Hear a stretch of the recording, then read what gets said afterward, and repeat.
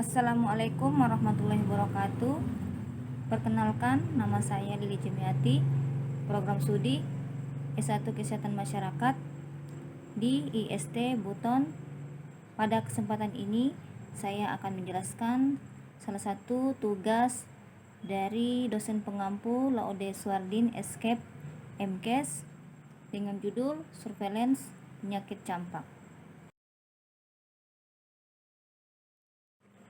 Selama berabad-abad, campak atau rubella atau morbili itu merupakan penyakit menular yang paling umum dijumpai pada anak-anak. Walaupun campak tidak umum lagi di negara yang memberikan vaksin secara luas, tetapi ketimpangan antara negara maju dan negara lain yang kurang perawatan kesehatan untuk bayi dan anak sangat mencolok.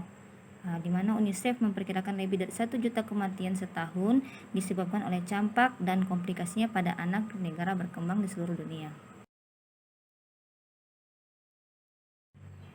Campak itu sendiri adalah penyakit menular dengan gejala kemerahan berbentuk mukola papular selama 3 hari atau lebih yang disertai panas 38 derajat Celcius atau lebih dan disertai dengan salah satu gejala seperti batuk, pilek, dan mata merah.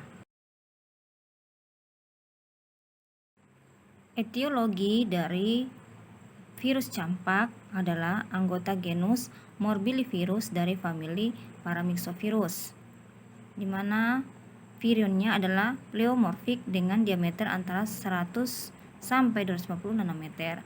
Virus campak memperbanyak diri dalam berbagai cara, baik di biakan sel primer maupun di barisan yang stabil. Virus juga ini mudah berbiak dalam biakan jaringan spesies lain. Perubahan morfologi biakan sel yang dipicu oleh virus campak ditandai dengan pembentukan sel raksasa berinti besar dan banyak atau pembentukan infusi sincitium dan eosinofil dalam nukleus dan sitoplasma yang sangat mirip dengan yang diamati di spesimen sitologi yang diambil dari sekret traktus respiratoris dan banyak jaringan penderita campak. Patofisiologi dari virus campak itu ditularkan lewat infeksi droplet udara. Dia menempel dan berbiak. Di tempat masuk kuman terjadi periode pendek perbanyakan virus lokal dan penyebaran terbatas. Di mana viremia sekunder yang memanjang terjadi berkaitan dengan awitan prodromal klinis dan perluasan virus. Itu kira-kira 9-10 hari. Virus juga dapat ditemukan di sekret nasofaring, urin, dan darah yang pasien paling mungkin menularkan pada orang lain dalam periode 5-6 hari. Kira-kira 14 hari setelah infeksi awal itu baru mulai terjadi awitan ruam.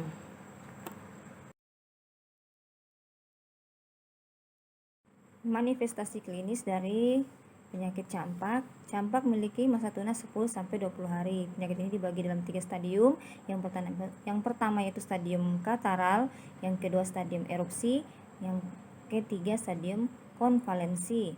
Untuk stadium kataral ini biasanya stadium ini berlangsung selama 4-5 hari disertai panas, malaise, batuk, fotofobia, konjungtivitis, dan koriza. Kemudian untuk stadium erupsi sendiri itu gejalanya seperti batuk-batuk bertambah, timbul enantema atau titik merah di platum durum dan platum mole. Untuk stadium konvalensi, erupsi berkurang meninggalkan bekas yang berwarna lebih tua atau hiperpigmentasi yang lama-kelamaan itu akan hilang dengan sendirinya. Selain hiperpigmentasi pada anak, Indonesia sering ditemukan pada kulit yang bersisik. Komplikasi dari campak. Campak sering menyebabkan daya tahan tubuh sangat menurun. Kalau orang sudah terkena campak itu daya tahan tubuhnya menurun. Hal ini dapat dibuktikan dengan uji tuberkulin yang semula positif berubah menjadi negatif. Oleh karena itu, risiko terjadinya komplikasi lebih besar, terutama jika keadaan anak itu kurang baik. Ini biasanya terjadi komplikasi yang besar, seperti pada pasien dengan malnutrisi atau dengan penyakit kronik lainnya.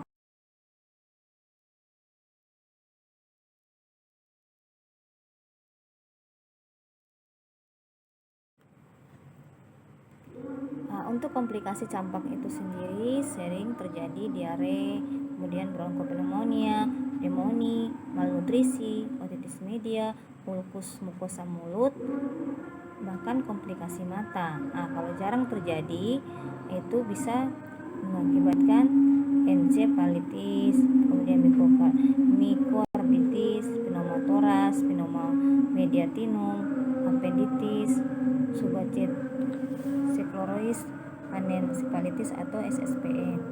Faktor risiko komplikasi campak itu biasanya karena usia, kemudian malnutrisi, populasi padat, defisiensi imunitas, dan defisiensi vitamin A.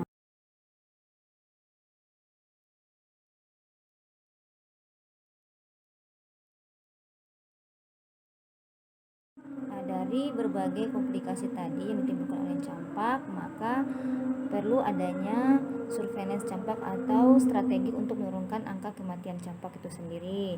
Yang pertama dengan imunisasi rutin yang tinggi, lebih 90%, lebih dari 90%. Yang kedua, pemberian imunisasi dosis kedua. Maksudnya ya, jika sudah diberikan imunisasi dosis pertama yang 1 kali tadi, kemudian setiap 3-4 tahun atau kurang dari 5 tahun itu diberikan dosis kedua, pemberian dosis kedua secara reguler. Kemudian yang ketiga, strateginya itu untuk menurunkan kematian campak dengan surveillance. Kemudian keempat, meningkatkan case management atau vitamin A antibiotik. Tujuan dari surveillance campak tadi itu untuk mengetahui perubahan epidemiologi campak dari segi umurnya, status imunisasi, tempat, waktu. Itu bisa dimasukkan di program imunisasi. Yang kedua, kita bisa mengidentifikasi populasi risiko tinggi. Kemudian yang ketiga, memprediksi dan mencegah terjadinya KLB campak. Kemudian yang keempat, dari tujuan dari surveillance yaitu memantau kemajuan pemberantasan campak itu sendiri. Nah, bagaimana strategi surveillance campak? Strategi surveillance campak yaitu yang pertama, integrasi dengan surveillance AFP dan TN. Yang pertama dengan surveillance aktif rumah sakit atau HBS. Yang kedua, laporan bulanan puskesmas. Di puskesmas itu kan ada laporan bulanan atau yang biasa untuk memantau surveillance di suatu desa atau suatu wilayah. Yang kedua dengan penyelidikan KLB.